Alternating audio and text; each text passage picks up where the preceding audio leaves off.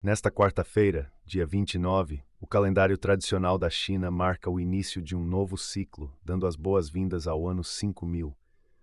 As festividades que acompanham essa transição são grandiosas, estendendo-se por um período de 15 dias, enquanto a segunda maior economia do mundo se prepara para um ano regido pela serpente de madeira, conforme a astrologia local.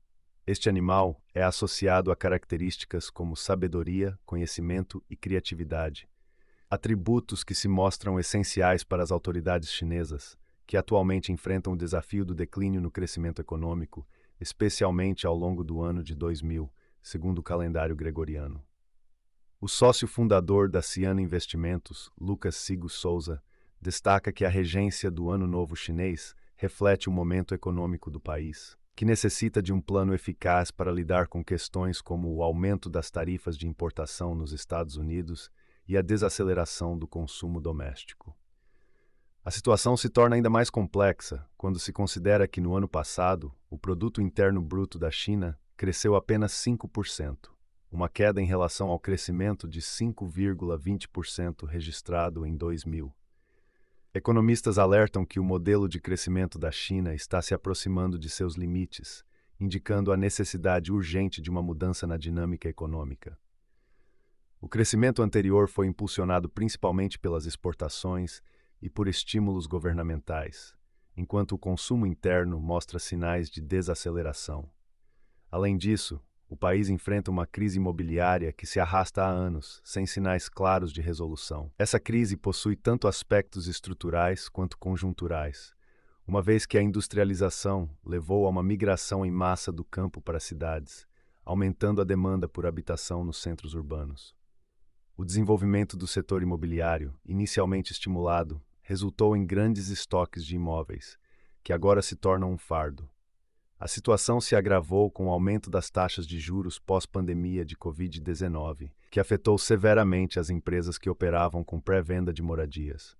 Com um excesso de unidades disponíveis e consumidores desmotivados, os preços das casas estão em queda, o que prejudica aqueles que já investiram no mercado imobiliário. Outro fator que pesa sobre a economia chinesa é o envelhecimento da população, o que contribui para a diminuição do consumo interno. A lista de desafios que a economia chinesa enfrenta em 2000 é extensa, incluindo a questão das tarifas de importação prometidas por Trump, que durante sua campanha chegou a sugerir um imposto de 60%, embora tenha suavizado seu discurso, mencionando uma tarifa de 10% como possibilidade de negociação. Souza observa que a menção à tarifa de 10% pode ser uma tentativa de manter uma certa coerência com a campanha, já que um tom mais agressivo tende a ser mais atrativo. No entanto, a realidade é que existem muitas partes interessadas que não aceitam mudanças abruptas. Para mitigar as perdas com as tarifas, Mariana Costa, economista-chefe da Mirai Asset, sugere que a China deve adotar 4 estratégias principais: retaliar, mas de maneira cuidadosa, evitando um confronto direto com os Estados Unidos, buscar novos mercados em outros países, implementar estímulos governamentais e, por último, negociar com os norte-americanos. Um processo que parece estar ganhando uma nova dinâmica, conforme as notícias econômicas mais recentes.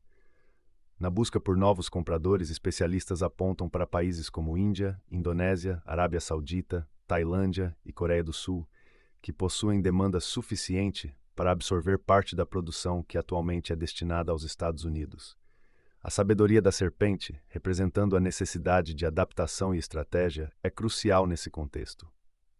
O governo chinês, por sua vez, deve anunciar medidas de estímulo de forma gradual, mantendo uma reserva para reagir a qualquer mudança na política econômica dos Estados Unidos. No entanto, à medida que novos pacotes de estímulo são anunciados, fica claro que aumentos salariais para funcionários públicos, emissões de títulos e incentivos fiscais para o setor imobiliário podem não ser suficientes para reverter a tendência de crescimento reduzido. A expectativa é que a China não alcance os 6% de crescimento ao ano, mas fique em torno de 4,50%, mesmo com as medidas de estímulo.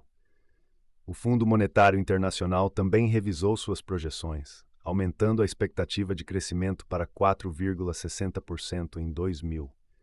Apesar dos desafios e da necessidade de mudanças estruturais, especialistas afirmam que a economia chinesa não está em crise.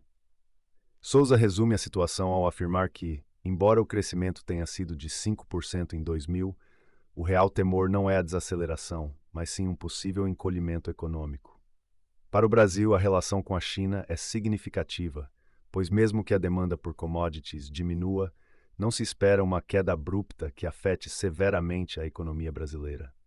Costa conclui que, embora a tendência seja clara, não se pode afirmar que a China esteja em crise.